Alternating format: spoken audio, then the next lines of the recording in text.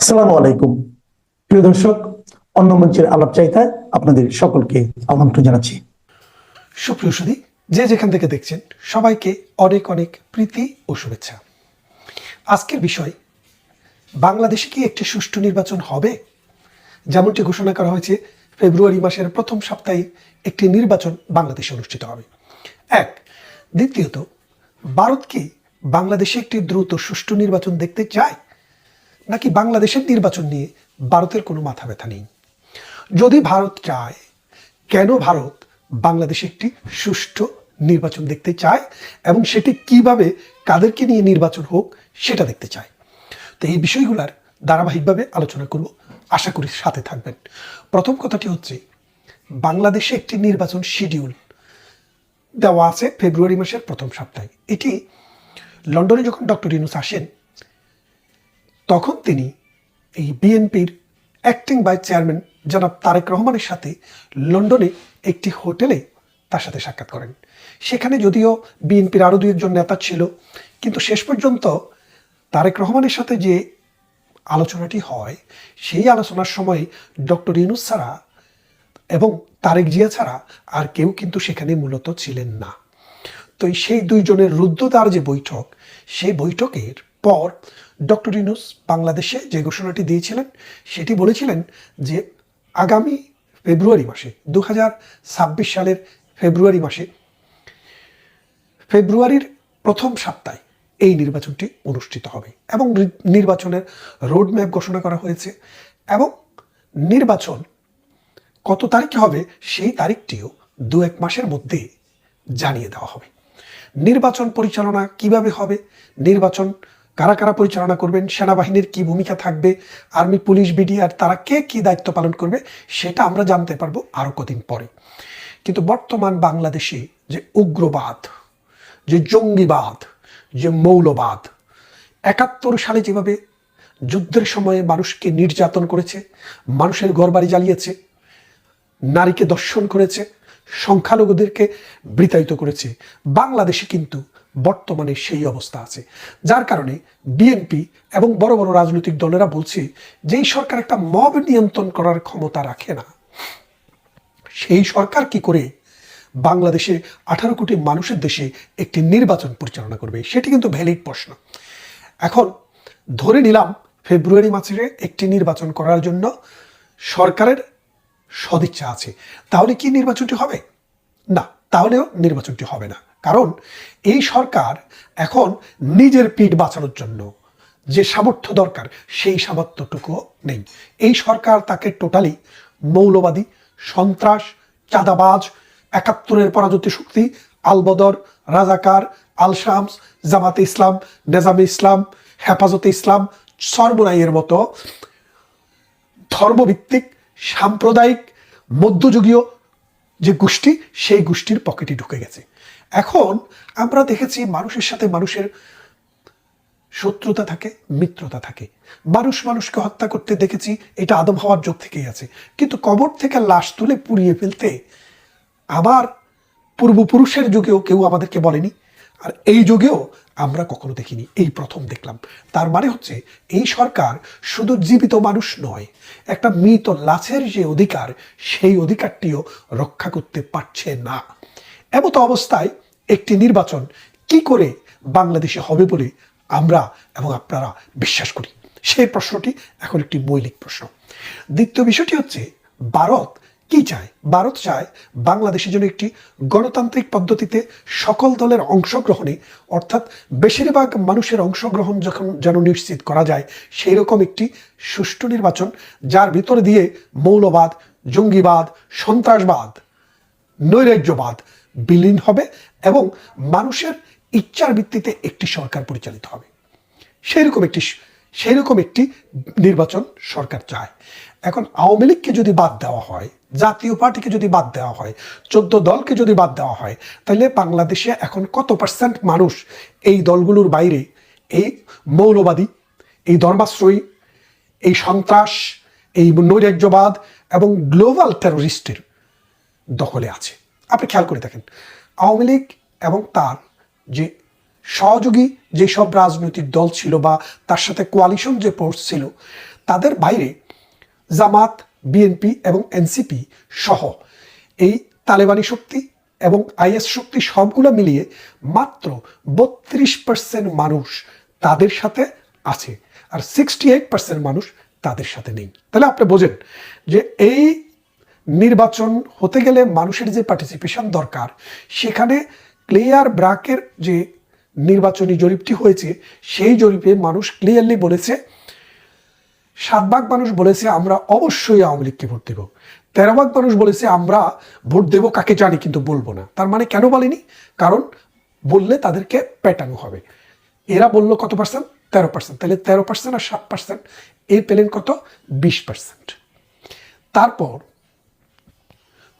48% লোক ক্লিয়ারলি বলেছে আমরা কাকে ভোট দেব এখনো আমরা ঠিক করিনি। তাহলে আপনি বোঝেন 48 আর 30, এই মোট 68%। যারা ম্যাথ বোঝেন, বেসিক ম্যাথ, 100 থেকে 68 বাদ দিলে আর মাত্র থাকে 32। এই 32% লোক কেউ বলেছে বিএনপিকে ভোট দেব, কেউ বলেছে জামাতকে দিব, কেউ বলেছে এনসিপিকে দিব, কেউ বলেছে সরমনাইকে দিব। এইভাবে এই 32 ভাগ মানুষ এই ভোটের পক্ষে, আর 68 ভাগ মানুষ তাদের বিরুদ্ধে। এখন ডক্টর ইউনূস যেটা করেছে, তার ওই পান্ডা বাহিনীকে দিয়ে আওয়ামী লীগের কর্মকাণ্ড নিষিদ্ধ করার নাটক করিয়ে আওয়ামী লীগকে কর্মকাণ্ড নিষিদ্ধ করেছে, যার কারণে নির্বাচন কমিশনও বলেছে আওয়ামী লীগের মার্কাটিও আগামী নির্বাচনে থাকছে না। এখন এরপরে নুরুকে দিয়ে মব তৈরি করে 3বার জাতীয় পার্টির অফিসে আগুন এবং হামলা চালানো হয়েছে, এবং এই জাতীয় পার্টির অফিসটি হামলা চালানোর মূল উদ্দেশ্য হচ্ছে আওয়ামী লীগের সহযোগী হিসেবে, এই আওয়ামী লীগের দোসর হিসেবে জাতীয় পার্টিকেও ব্যান করা। তারপরে হাসানুল কিনু, তারপরে রাশেদ খান মেনন, তাদের দলকেও পর্যায়ক্রমে ব্যান করা। তা এখন যদি আপনি 68 ভাগ মানুষের দলকে ব্যান করে 32 ভাগ মানুষের দলকে দিয়ে ভোট করান, তাহলে সেই ভোটের ক্রেডিবিলিটি সারা বিশ্বে কোথাও হবে না। বিএনপিবিহীন যে নির্বাচন আওয়ামী লীগ করিয়েছে, এই নির্বাচনটিকে যেইভাবে পৃথিবীতে ডিসপিউটেড হতে হয়েছে, এবারের নির্বাচনটি তার চেয়েও বেশি ডিসপিউটেড হবে। কারণ কি দেখেন, আপনি খালি চোখে দেখেন, খালি চোখের কথাটা কি, যদি আওয়ামী লীগ যদিও ক্ষমতায় থেকে নির্বাচন করেছে, সমস্ত দলের জন্য, ব্যক্তির জন্য নির্বাচনে প্রার্থী হওয়ার ডোর কিন্তু ওপেন ছিল, তারা নির্বাচনে প্রার্থী হতে পেরেছে। কিন্তু এখন বিষয়টা কি দাঁড়াচ্ছে, যে তারাই নির্বাচন করবে, অন্য দল আওয়ামী লীগ, জাতীয় পার্টি, তারপরে কমিউনিস্ট পার্টির মতো দল, তারা কি করতে পারবে না, নির্বাচনে অংশগ্রহণ করতে পারবে না। তাহলে আপনারা বোঝেন যে আপনি বিশ্বমানের একটা নির্বাচন করবেন, যে পৃথিবীকে উল্টায়া ফেলবেন, সে উল্টানোর জায়গায় দেখা যাচ্ছে আপনিই উল্টে গেলেন। মানে আপনিই মাথা উপরে, মাথা নিচে, পা উপরের দিকে দিয়ে আপনিই শুয়ে থাকলেন। এখন ব্যাপারটা বোঝেন, ভারত কি চায় বাংলাদেশে একটি নির্বাচন হোক, যে নির্বাচনে জাতীয় পার্টি এবং আওয়ামী লীগ অংশগ্রহণ করতে পারবে না? না, চায় না। ভারত এই নির্বাচনকে কখনো অ্যাকসেপ্টও করবে না এবং গ্রহণও করবে না। তবে আমরা যেটা মনে করি, আমরা যেটা বুঝতে পারি, যেই নির্বাচন ভারত গ্রহণ করে না, যেই নির্বাচন ভারত অ্যাকসেপ্ট করেনি, সেই রকম নির্বাচন নিয়ে বাংলাদেশে কখনো লম্বা সময় ধরে সরকার ক্ষমতায় থাকতে পারেনি। জিয়াউর রহমান সাহেব 78 সালে একটি নির্বাচন করেছিলেন। এই 78 সালের নির্বাচন করার পরে 79, 80, 81 3 বছর উনি শেষ করতে পারেননি, কিন্তু তাকে বিদায় নিতে হয়েছিল।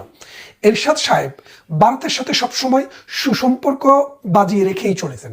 86 সালে তিনি একটি নির্বাচন করেছেন, 86, 87, 88, 89, 90 উনি 4 বছর থেকেছিলেন। কিভাবে থেকেছিলেন? তার সাথে ভারতের একটা সুসম্পর্ক, গভীর সম্পর্ক ছিল, যার কারণে তিনি আর্মি পাওয়ার দিয়া 80 সাল পর্যন্ত, 90 সাল পর্যন্ত ক্ষমতায় ছিলেন। তারপরে তাকেও চলে যেতে হয়েছে। এখন নির্বাচন হয়ে বাংলাদেশে ভারতের সম্পর্কটা, ভারতের ইস্যুটা আসছে কেন? আপনাকে বুঝতে হবে, ভারত হচ্ছে আমাদের প্রতিবেশী এমন একটি রাষ্ট্র, যে রাষ্ট্রটি আমার সীমান্তের 3টি দিক বিস্তৃত হয়ে আছে।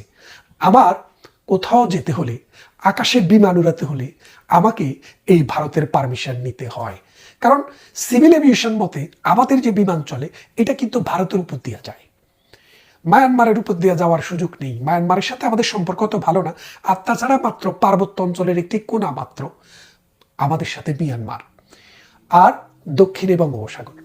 তাহলে আপনি বোঝেন, আপনার যে প্রতিবেশী, যাকে ছাড়া আপনি কোনোভাবেই চলতে পারেন না, তার গুরুত্ব আপনার নির্বাচনে কেন আপনার জীবনের সকল ক্ষেত্রেই থাকবে। তারপরে আসেন যে আপনার দেশ বাংলাদেশ, আমার দেশ বাংলাদেশ। এই বাংলাদেশটিকে কি দেশ বলে? নদীমাতৃক দেশ। মানে বাংলাদেশ হচ্ছে আমাদের মাতা, আর বাংলাদেশের মাতা হচ্ছে নদী, আর নদীর মাতা হচ্ছে ভারত। কারণ আমাদের যে 54টি নদী, এই 54টি নদী ভারতের সীমানা দিয়ে ভারত থেকে বাংলাদেশে প্রবেশ করেছে। তাহলে এখন আপনি বোঝেন যে ভারত থেকে আসা এই 54টি নদী যদি বন্ধ হয়ে যায় অথবা এই 54টি নদী ওভারফ্লো হয়, সেই ক্ষমতা কিন্তু ভারতের হাতে রয়েছে। ভারত যদি সেটি ব্যবহার করে, আপনার এবং আমার এমন কি ক্ষমতা আছে যে আমরা ভারতকে স্টপ করব? আমাদের এরকম কোনো ক্ষমতাই নেই, এবং বিশ্ববাসীর জাতিসংঘেরও সেই রকম কোনো ক্ষমতা নেই। কেন নেই আপনাকে বলি, যে আন্তর্জাতিক নদী কনভেনশন নামে একটা কনভেনশন রয়েছে। সেই কনভেনশনে যেসব দেশ সিগনেচার করে, সেই সব দেশের মধ্যে যদি নদী বিষয়ক কোনো ডিসপিউট আসে, তাহলে এই সিগনেটরি রাষ্ট্র হলে জাতিসংঘের অধীনে একটি সালিশ দরবার করিয়ে সেটার সমাধান করা যেতে পারে। কিন্তু যদি এই দুইটি দেশের কোনো একটি দেশ আন্তর্জাতিক নদী কনভেনশনের সিগনেটরি রাষ্ট্র না হয়, তাহলে তার বিরুদ্ধে একটি মামলাও রুজু করা যায় না।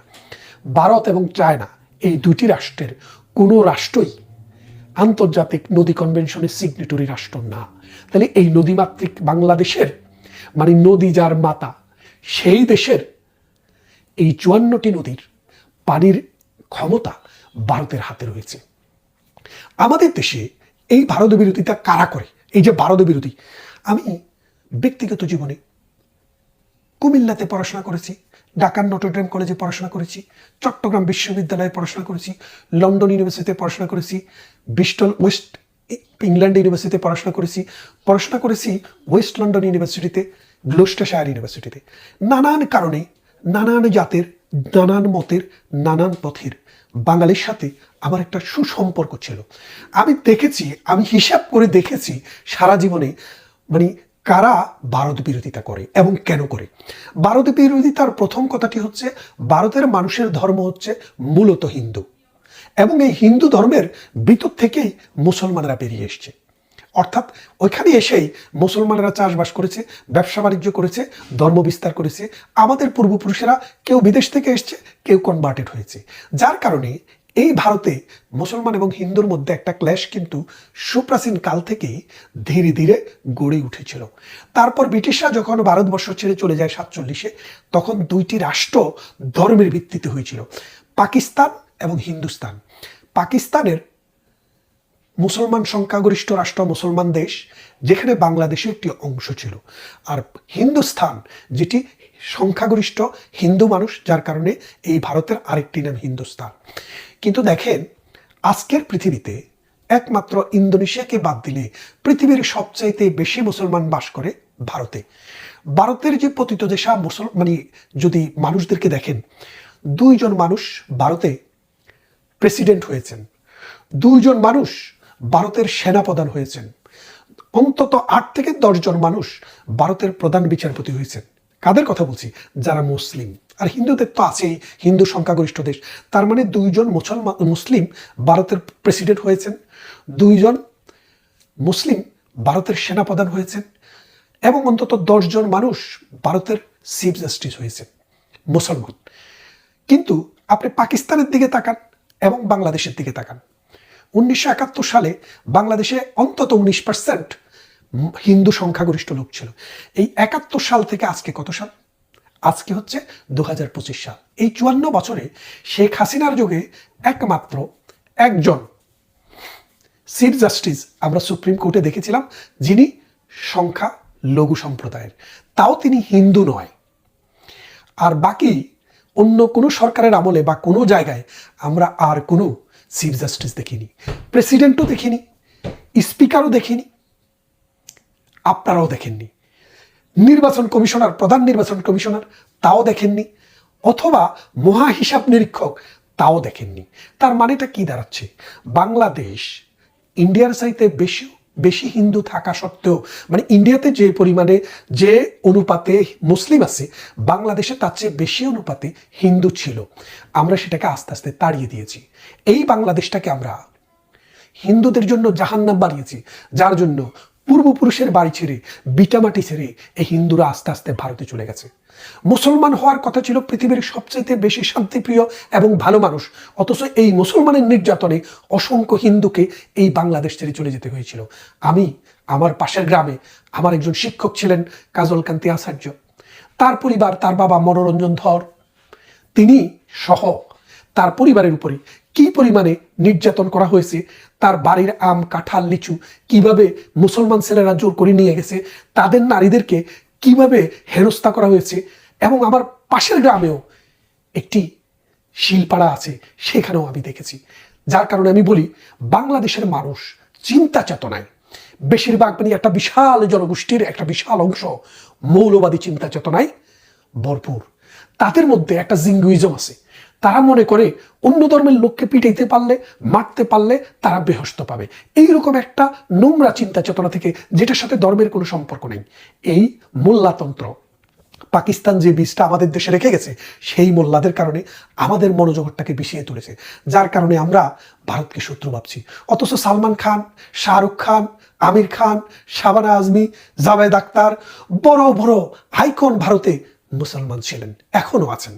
কিন্তু পাকিস্তানে যেয়ে দেখেন, কোনো হিন্দুর কিন্তু সেরকম অবস্থা নেই, ছিলও না। পাঞ্জাবে কিন্তু অসংখ্য সংখ্যালঘু সম্প্রদায়ের লোক ছিল, তাদেরকে পিটিয়ে বের করে দেওয়া হয়েছে। একমাত্র পাঞ্জাবেই হিন্দুস্তান আর পাকিস্তান কায়েম করা গেছে, আর বাংলায় কায়েম করা যায় নাই। কারণ বাংলার মানুষ অতটা দঙ্গল ছিল না, তারা কিছুটা সভ্য ছিল কলকাতার সাথে থেকে, তারা ভদ্র ছিল।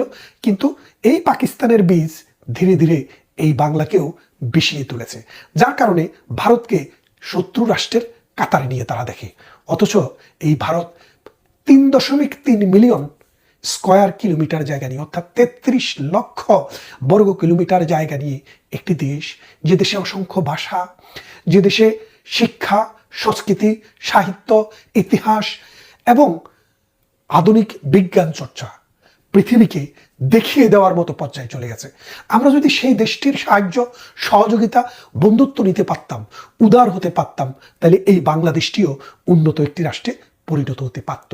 কিন্তু আমরা সেটি পারিনি।